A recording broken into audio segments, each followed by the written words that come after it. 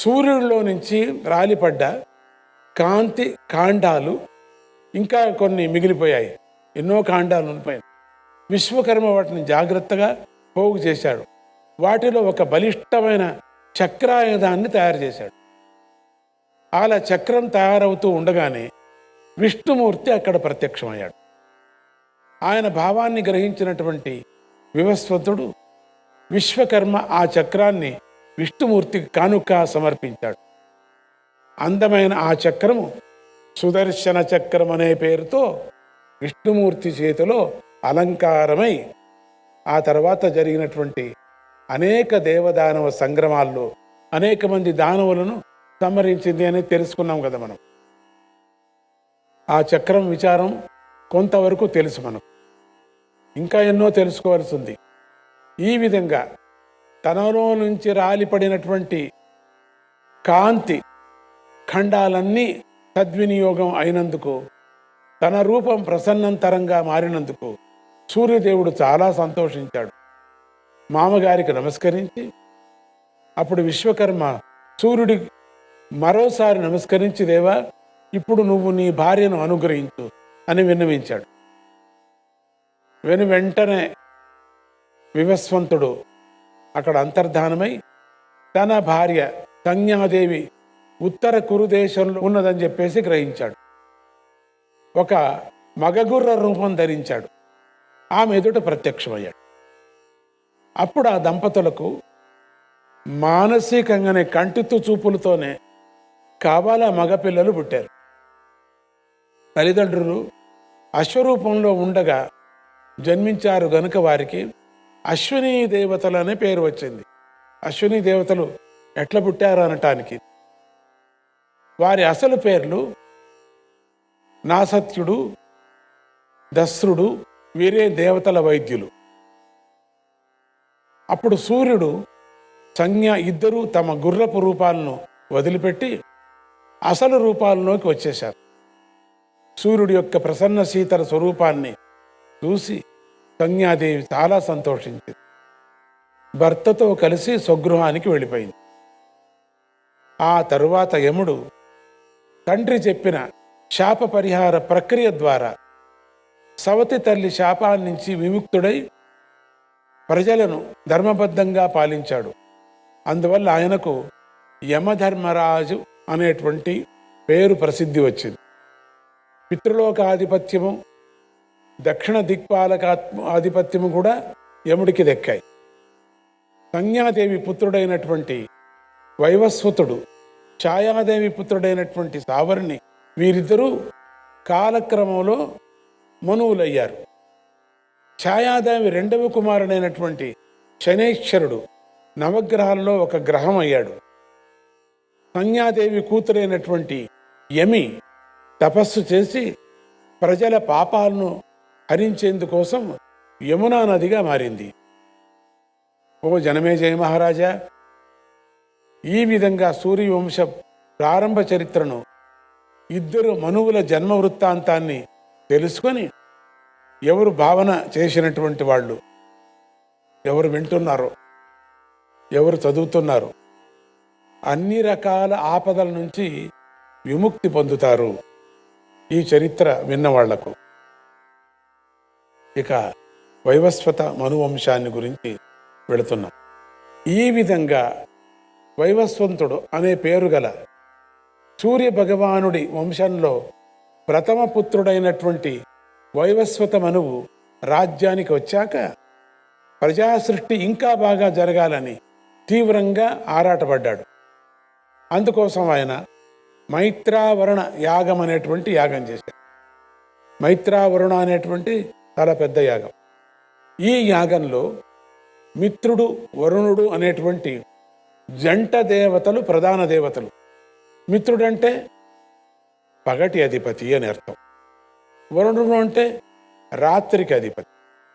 రాత్రిని పగలను రెండిటినీ తృప్తిపరిచేటువంటి ఆ యాగానికి యాగ దేవతలందరూ ప్రసన్నులై ప్రత్యక్షంగా విచ్చేసి ప్రీతిగా ఆహుతులు స్వీకరించారు.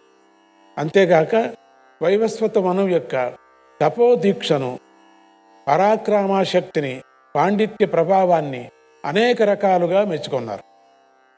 ఇలా యాగ ప్రక్రియ కొనసాగుతూ ఉండగా ఆ అగ్నిజ్వాల నుంచి ఒక అందమైనటువంటి కన్య ఆవిర్భవించింది.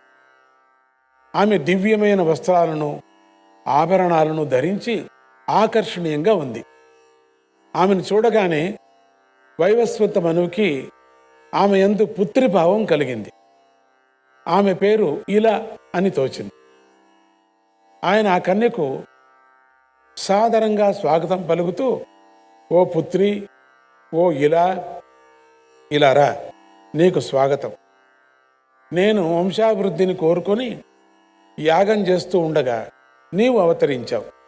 అందువల్ల నువ్వు నా వంశాన్ని వృద్ధి చేసేందుకు సహకరించు అన్నాడు. ఆ కన్య మాత్రం ద్వారోచిష మనువును తండ్రిగా స్వీకరించక ఏమనింది? మహారాజా అని సంబోధిస్తూ నాన్న అనలేదు. ఓ మహారాజా, నేను మిత్రావరుణుల అంశంలో పుట్టాను. ఆ మిత్రావరుణుల యొక్క అంశంలో నేను పుట్టాను. అందుచేత వాళ్లే నాకు నిజమైన ప్రభువులు. వాళ్ళు చెప్పినట్టు నడుచుకోవటమే నాకు ధర్మము. కనుక నేను వాళ్ళ దగ్గరికే వెళతానన్నది. వైవస్వతుడు మౌనంగా ఉండిపోయాడు. ఇలా కన్య మిత్రావరుణుల దగ్గరికి వెళ్ళి తన అభిప్రాయాన్ని వాళ్లకు విన్నవించింది. మిత్రావరుణులు చాలా సంతోషించి ఇలా అన్నారు, ఇలా కన్య, నీ ధర్మనిష్టకు మేమెంతో సంతోషిస్తున్నాము.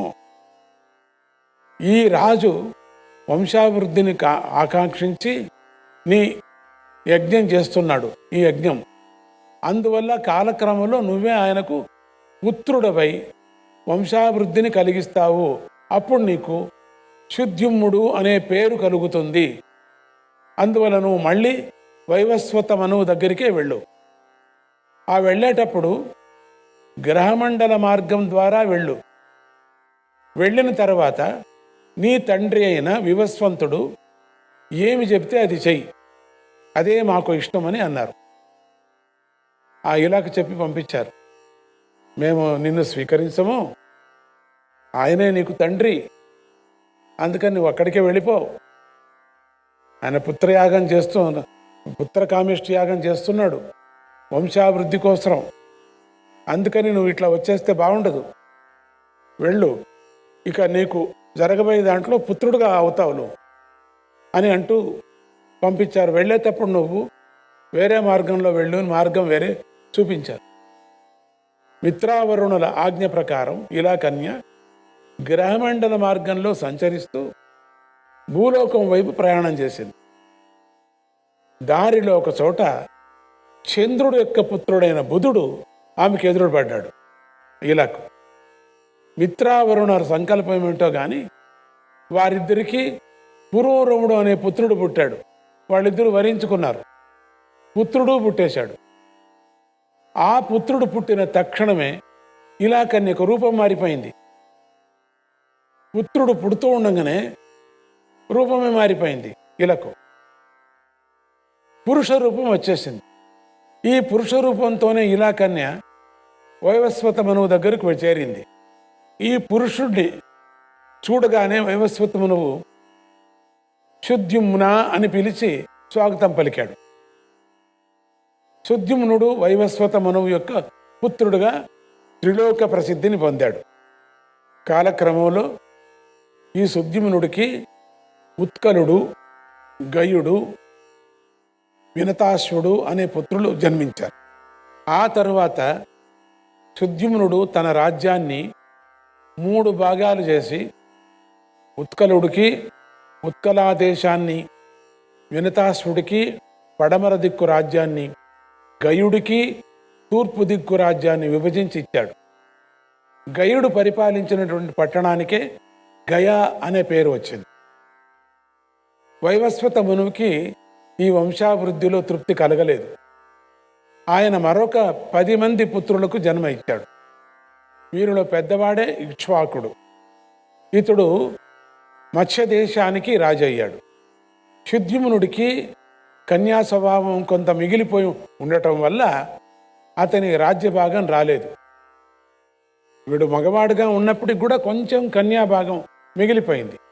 అందుకని ఆయనకి రాజ్యం ఇవ్వలేదు ఆ పుత్రుడికి. కానీ వశిష్ఠ మహర్షి సలహా మేరకు అతడు ప్రతిష్టానాపురానికి పరిమితమైపోయాడు. శుద్ధ్యుముడు తనకు వార్ధక్యం వచ్చాక ఈ పురాన్ని తన మరో కొడుకైనటువంటి పురూరవుడికి ఇచ్చాడు. శుద్ధ్యుమ్నుడు కొడుకైనటువంటి ఉత్కలుడికి 3 కొడుకులు పుట్టారు. దృష్టకుడు, అంబరీషుడు, దండుడు అనేవి వాళ్ళ పేర్లు. వీరిలో దండుడు అనేవాడి వల్లే పరమ పవిత్రమైన దండకారణ్యం ఏర్పడింది.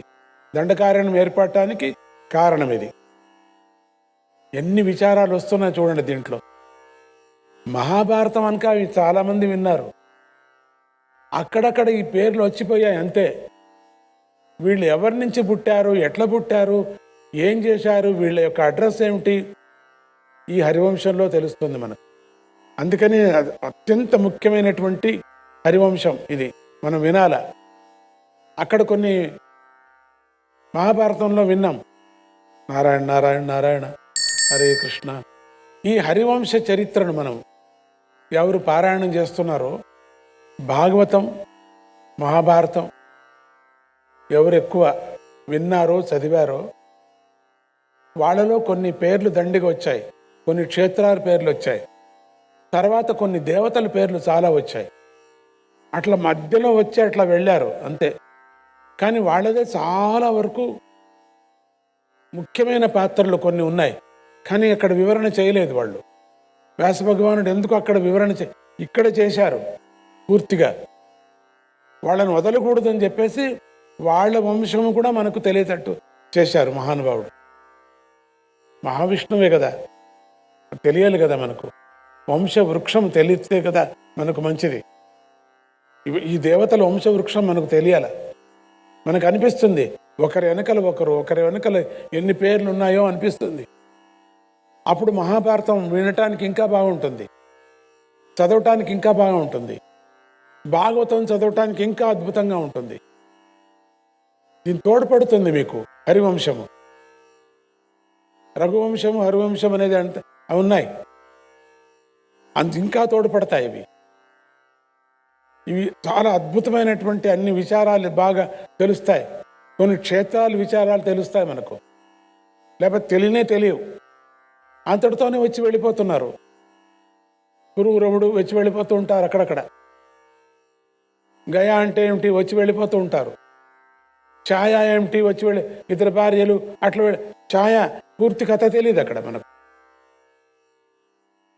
ఈ విధమైనటువంటి మనకు తెలియాలంటే ఈ హరివంశం పారాయణం చేయాల్సిందే.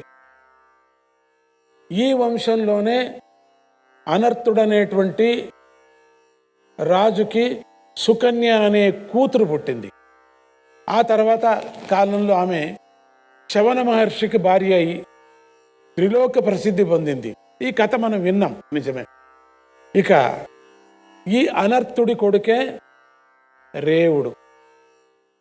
ఇతడు బ్రహ్మలోకం దాకా సశరీరంగా ప్రయాణం చేయగల మహాతపశ్శాలి. ఇతనికి కుకుద్మి అనే కొడుకు, రేవతి అనే కూతురు పుట్టారు.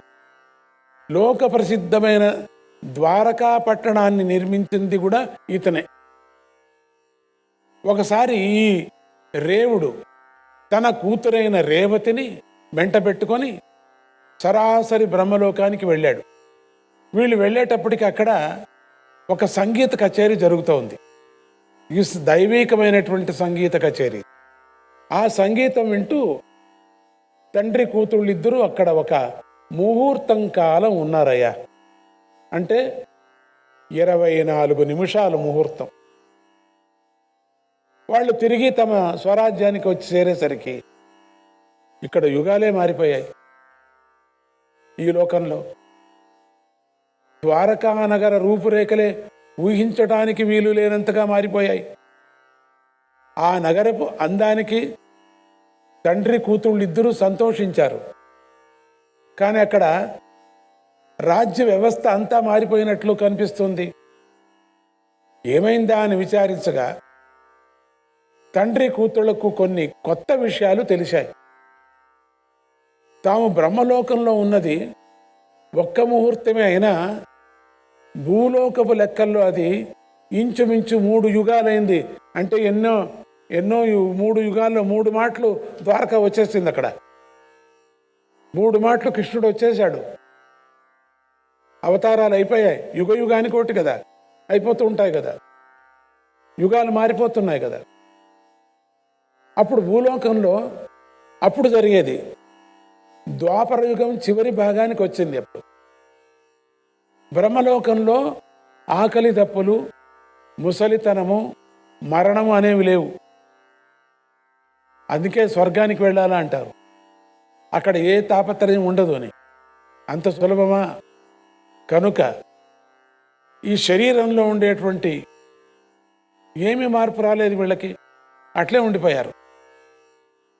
ప్రస్తుతం ద్వారకా నగరంలో వృష్టి వంశం వారు రాజ్యం చేస్తున్నారు.